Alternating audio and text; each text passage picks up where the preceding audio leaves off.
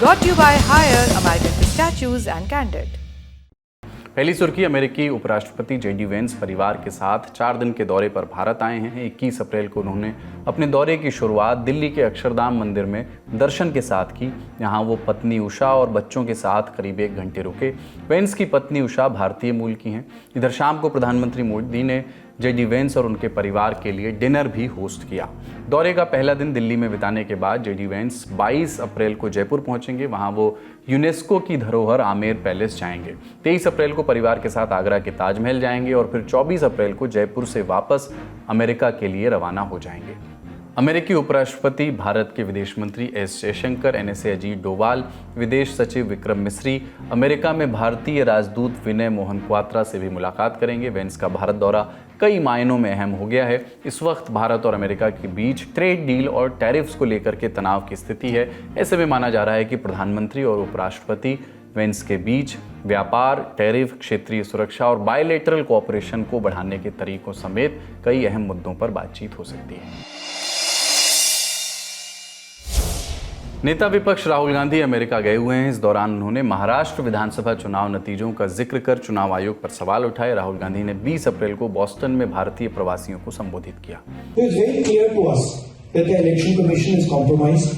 It's very clear that there is something very wrong with the system. More people voted in the Maharashtra assembly elections than there are adults in Maharashtra. The election commission gave us a figure, voting figure for 5:30 in the evening. And between 5:30 in the evening and 7:30 in the evening, when the polls were supposed to have closed, 65 lakh voters voted. Now, that is physically impossible to happen, right? Because for a voter to vote, it takes approximately 3 minutes. And if you do the math, it would mean that there were lines of voters till 2 o'clock at night voting all night, and this didn't happen.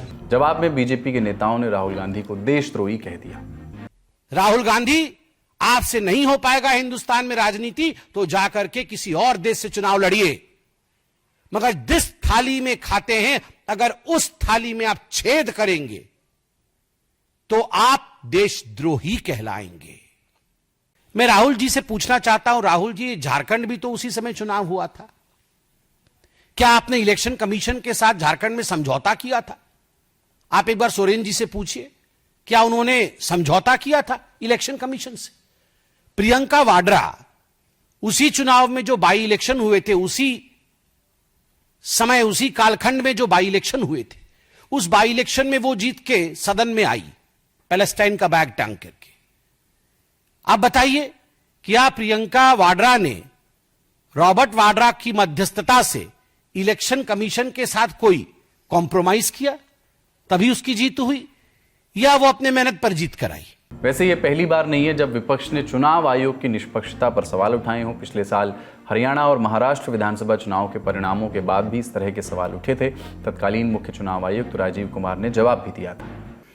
कहीं तो 1-1, 2-2 महीना counting नहीं हो पा रही, और हमसे क्या पूछा जा रहा है कि आपने 6 बजे के बदले 11:15 बजे तक 8% बढ़ा दिया। अरे भाई, वो 7, 7:30 बजे सारी मशीन को लेके बूथ से उठ के काउंटिंग डिपॉजिट सेंटर में आएगा, प्रिजाइडिंग ऑफिसर मशीन जमा करेगा, और 7:30 बजे के बाद, 8 बजे के बाद जैसे जैसे वो लौटेगा, फिर से voter turnout app which is not a statutory document, उसको ठीक करना शुरू करेगा।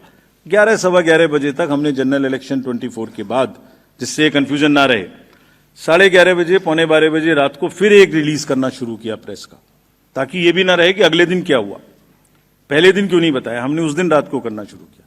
अब कहा जा रहा है कि 6 बजे बता दीजिए। 6 बजे पोलिंग स्टेशन बंद करें, 6 बजे मशीन को जमा करें, या 6 बजे पहले, सबसे पहले ये बताएं कि क्या हुआ।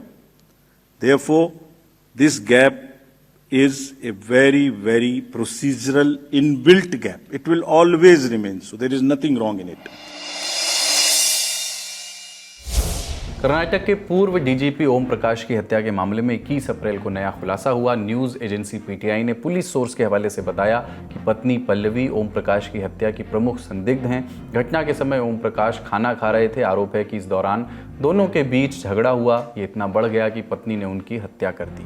पुलिस सूत्रों ने आरोपों पर विस्तार से जानकारी दी। बताया कि पल्लवी ने पहले ओम प्रकाश पर मिर्ची पाउडर फेंका।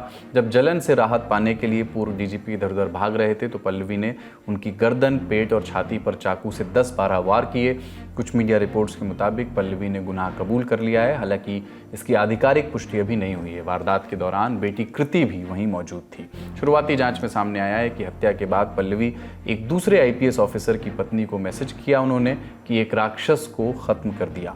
इसके बाद ये जानकारी पुलिस के पास पहुंची। बेटे कार्तिकेश की शिकायत पर पूर्व डीजीपी की पत्नी और बेटी कृति पर हत्या का मामला दर्ज करके गिरफ्तार कर लिया गया है। कार्तिकेश ने आरोप लगाया कि उनकी मां पल्लवी पिछले 1 सप्ताह से पिता को जान से मारने की धमकी दे रही थी। धमकियों के कारण पिता अपनी बहन के घर पर रहने चले गए थे।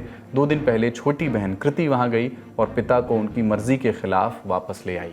दोनों अक्सर पिता से झगड़ती रहती थी। इससे पहले कार्तिकेश ने एक टीवी चैनल को बताया था कि मां पल्लवी गंभीर मानसिक बीमारियों से जूझ रही हैं। उनका 12 साल से स्किज़ोफ्रेनिया, जो भ्रम या डर लगने की बीमारी होती है, उसका इलाज चल रहा है। रिपोर्ट्स में दावा है कि ओम प्रकाश और पत्नी पल्लवी के बीच संपत्ति को लेकर विवाद था। ओम प्रकाश ने प्रॉपर्टी किसी रिश्तेदार को ट्रांसफर कर दी थी। इसकी वजह से दोनों के बीच अक्सर झगड़ा होता था। तो आज के ललन टॉप शो में इतना ही। अपना और अपनों का ख्याल रखिए। देखते रहिए दी ललन टॉप। शुक्रिया। शुभ रात्रि।